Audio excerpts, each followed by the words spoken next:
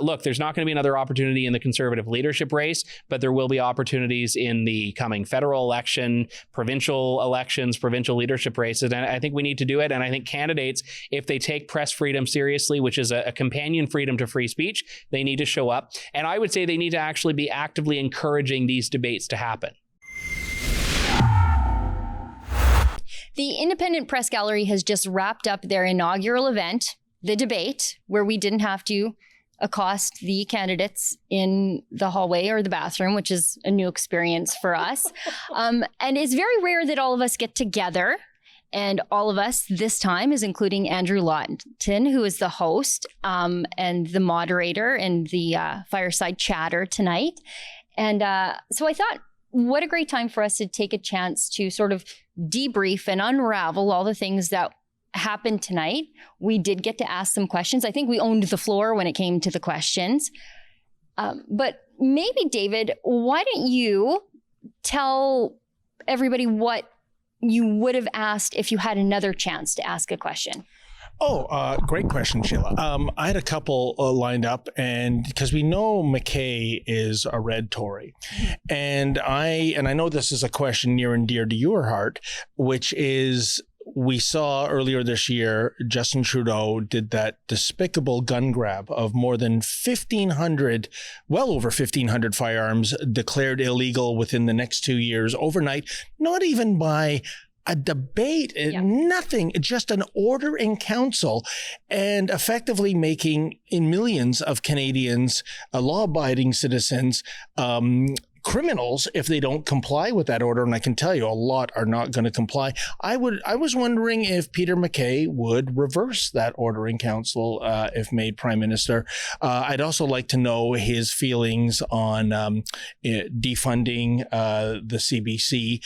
I almost said abolishing, but we can dream, can't we? And also,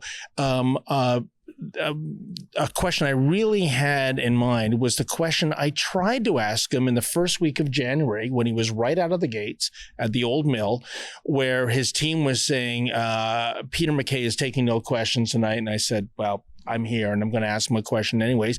And it was about Ezra Levin's interrogation by the Elections Canada Commission for having the temerity to write a book about Justin Trudeau that was not positive. There was plenty of books written about Justin Trudeau. Those authors aren't being interrogated because, you know, they're all puff pieces.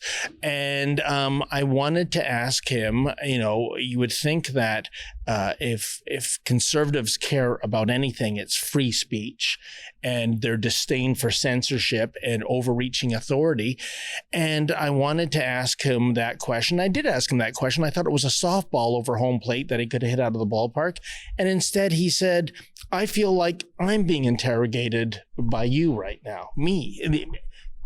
This is the guy that wants to be prime minister, you know? And so I was going to ask him that question again and see if he would, have the cowardice to say that I feel like I'm being interrogated, or if he would say the right things, even if he doesn't believe in the right things, that no, under my leadership, there would be no kind of cancel culture and a vengeful bureaucracy to go after authors who have the temerity to write negative books about a prime minister. Kian. Yes. What is the question? The question. I know David it's hard to keep track with David talking. David went a little long. If you had another chance to ask another question of the candidates, what would it have been? Oh, it would have been, I was asking a few questions about Hong Kong, but what I was really interested to ask all of the candidates was a very straightforward one, and it was sort of a line of questioning. First question, are you a globalist or are you a nationalist? And if they say, oh, I'm a nationalist, as I'm sure most of them probably would have said, maybe Peter McKay would have straddled that fence and not answered the question, then I would have said, well, what globalist organizations are the most repressive to our national sovereignty?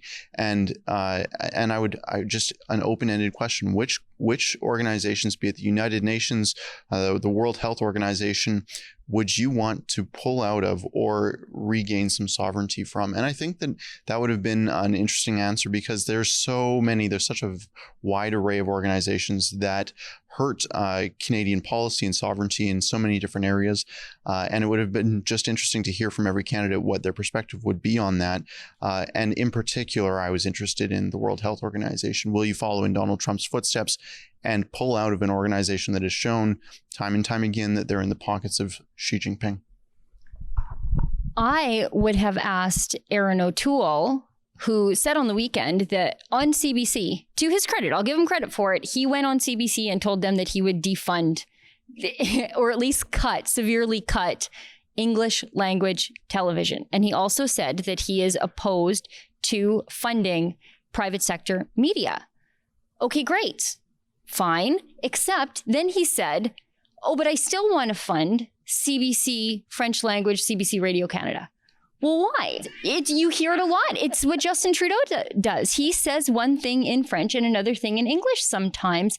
And it felt like Erin O'Toole was doing the same thing. He's telling red meat conservatives who want CBC parted out like an old minivan. He's saying those things. But at the same time, if it's okay to defund one part of it, defund it all. What do you think about Derek Sloan saying that he shoots down mainstream media, asking him for interviews all the time? I thought that was a little strange. Yeah, that was actually, I was a little surprised to hear that from him, because he's, it's about being heard and not blocking media. But then he did say that sometimes it's just kind of not worth his time to be asked questions by certain people. So that was...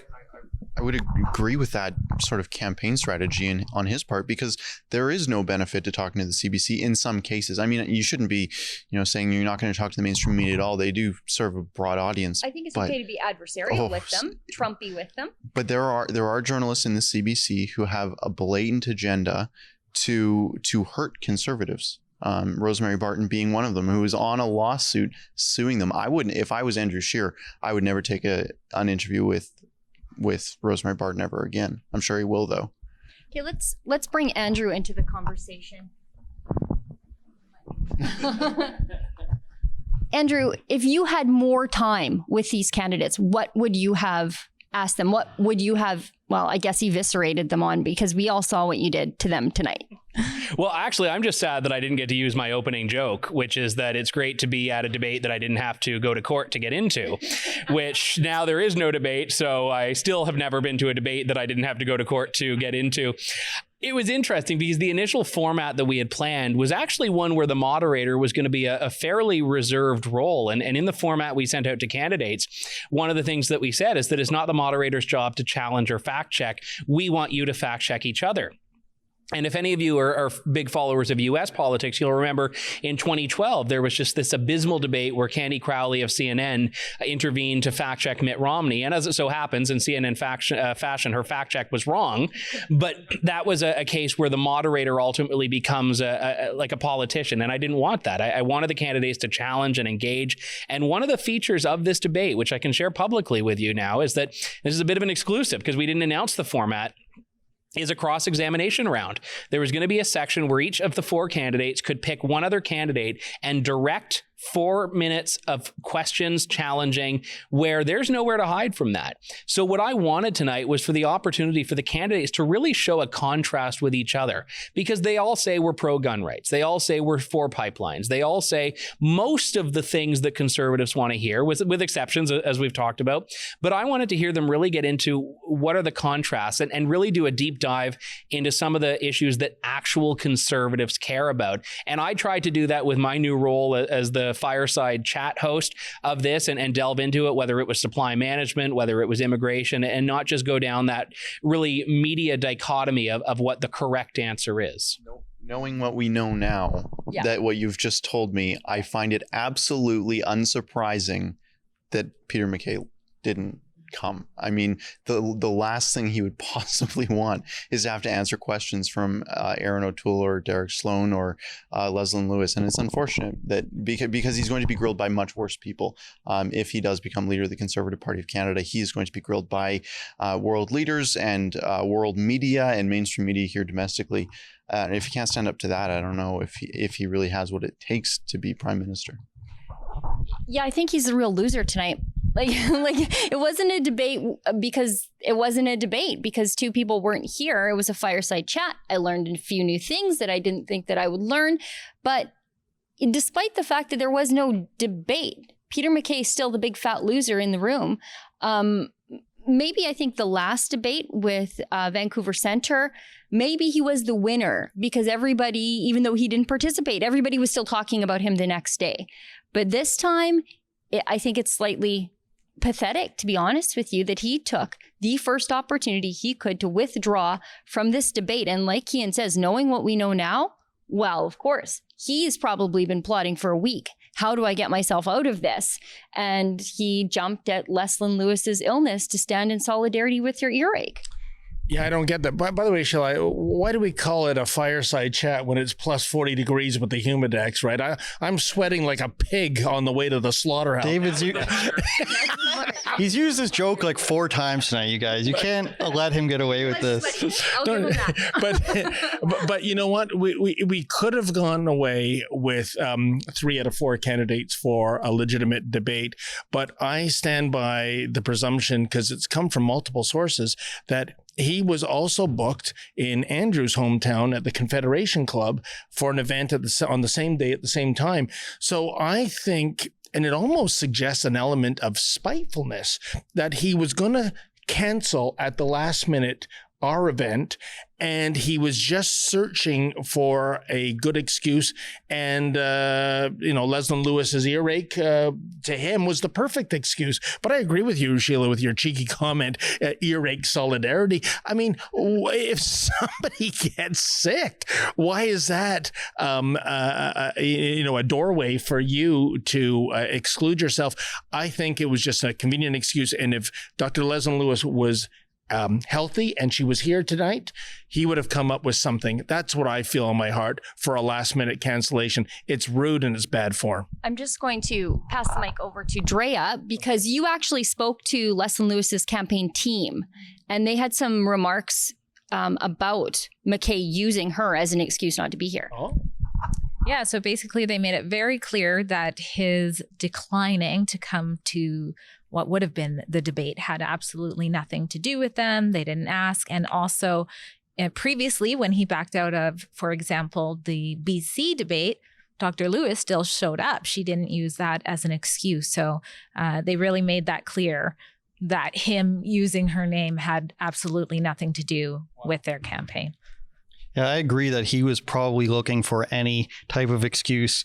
Maybe he would have showed up if he didn't find that excuse, and he would have been like, oh, I guess I have to go. But there's no way he was going to directly answer a lot of these questions. And what I wanted to ask him was, in terms of a lot of these super progressive ideas that are being pushed, Cian's experience in Alberta, the Black Lives Matter protest that had nothing to do with the area in which they were protesting. It couldn't have been further off base. I wanted to ask him if he's for things like defunding or redirecting police funds, or if the question I did end up asking Erin O'Toole or Derek Sloan, about condemning large gatherings for Black Lives Matter protests, whereas other people are condemned. I mean, Premier Ford wants to fine somebody $100,000 for a party of 200 people. Well, a party of 10,000 people, that's how many thousands of dollars? David Menzies, I divert to you for the math on that one. That's a big mistake. Yikes. Well, these are the types of questions I wanted to ask, because it was more so, how is he going to not answer this question is basically what I expected. Well, last time, actually, when I asked him that very question, do you think that the RCMP is systemically racist and following along with your line, should they be defunded? He ran. He fled. So it would have been so unique and awesome to have him at a podium where he couldn't run away and go have a potty break. That was going to be my follow-up to him, quoting him from that, where he said it's clear that we have racism in our justice system. I wanted to know exactly what in the justice system was systemic racism, or if there was an example of a law he could come up with. I don't think he would have been able to come up with a law of any type. Didn't he used to be Minister of Justice? He used to be Minister of Justice. Justin Right? Trudeau says there's layers of privilege and systemic racism. Like, you are the system. That's the answer I don't get. Well, I've got nothing to say. He just took mine. But no, I will say, I mean, when Justin Trudeau takes a knee, it's like these people are protesting you. They're protesting your government. So what are you going to do about it? It's the same. I mean, I don't know if it would have come up in the debate itself, but if I had a fireside chat with Peter McKay and he said the justice system is systemically racist, okay, Mr. Former Attorney General, hello, what did you not do? And that's the problem, is that a lot of politicians like to lean on their record for experience, but they don't want to really dissect that record when it comes to what it actually is. And that's not a slight at McKay. If you're going to say you're the voice of experience, you need to look at how what you did squares up with what you're saying now. Now, Andrew, I guess I'll give the last word to you. Do you think there is a message sent to Conservatives tonight, Conservatives in the party, the ones that are doing the voting, by McKay not being here? Hugely. I think there would have been a great message if all the candidates came together. And it was something that we saw in the 2015 election, which was all of the private media companies that we may disagree with politically standing up and saying, you know what, we aren't going to go down this road of thinking that, this oligopoly gets to control debates. Maclean's had a debate. Globe and Mail had a debate. And I thought that was fantastic. And the government then decided to make debating a government monopoly in the last election, the one where, we had to sue our way to get into it. So what we were doing here tonight, I think, was really trying to reclaim that idea that no one gets to put this stranglehold on debate and on candidate access. And I do feel there was a loss tonight in that one of the four candidates said, you know what, I'm not going to play ball. One of the candidates was ill. It's unfortunate. Things do happen. But when this then takes what would have been, I think, a great opportunity to push back against the narrative that is expanding, which is that debate is something that should be rare and only able to be hosted by a limited few. That was something that I feel like we need to reclaim. So look, there's not going to be another opportunity in the Conservative leadership race, but there will be opportunities in the coming federal election, provincial elections, provincial leadership races. And I think we need to do it. And I think candidates, if they take press freedom seriously, which is a companion freedom to free speech, they need to show up. And I would say they need to actually be actively encouraging these debates to happen. I think we should leave it there. I don't know if I can top that. Andrew, thanks for hosting the debate tonight. And it wasn't a debate, it was a fireside chat because Peter McKay is a coward. I said it, nobody else did. And it was great to be joined here with my colleagues. We're very rarely all in the same room together. And let's go have some beers. Oh, now you're talking. I'm here at the first event, the first debate put on by the Independent Press Gallery. The thing is, if I were back home in my home province of Alberta, I couldn't do this kind of reporting at the building that houses our democracy, at the legislature, because the press gallery there, in some sort of private witch trial, voted to keep my colleague Cian Bexty and I out, to see all the details, to see all of our legal filings, and to help us in our fight for journalistic freedom. Please go to letusreport.ca.